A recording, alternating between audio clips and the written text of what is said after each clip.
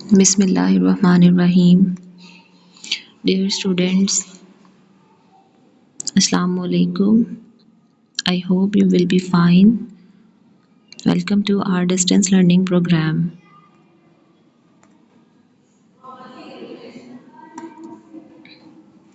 This lecture is for class LE3 and our subject is English. Outline: Subject verb agreement. So, students, today our topic is subject verb agreement and we will read and solve the filling the blanks that is on your grammar page number 97.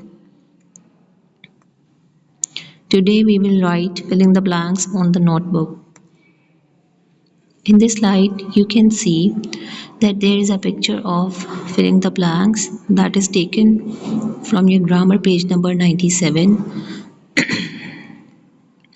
Let's read.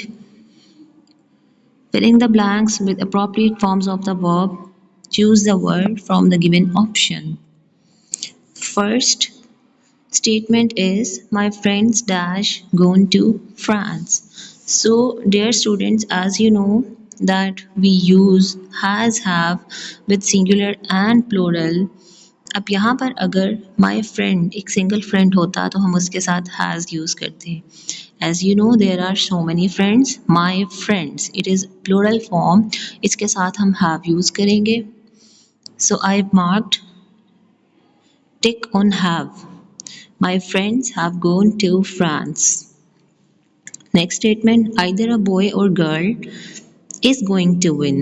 तो यहाँ पर बात हो रही है कि a boy और a girl, एक लड़का या एक लड़की, इसलिए हमने इसके साथ is लगाया. अगर यहाँ पर a boy and girl होता तो we use are here. Next statement is one of the children was selected.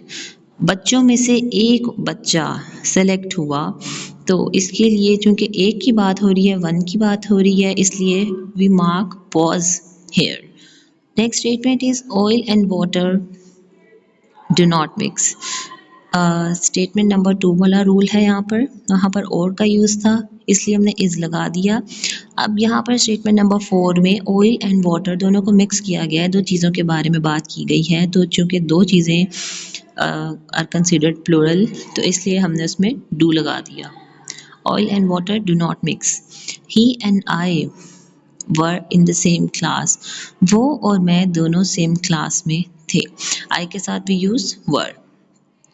Ali always dash the race. Ali always wins the race. As you know, Ali is a singular person. हमेशा हम singular person के साथ ses का addition करते हैं तो हम win नहीं यहाँ पर लगा सकते थे. दूसरे ऑप्शन में हमारे पास wins था, s का addition था इसलिए we use wins.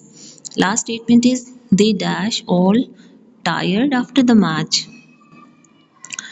They चूँकि plural form में आता है I, we, you, they all comes in were in the plural form इसलिए हमने they के साथ were लगा दिया क्योंकि they plural में आता है.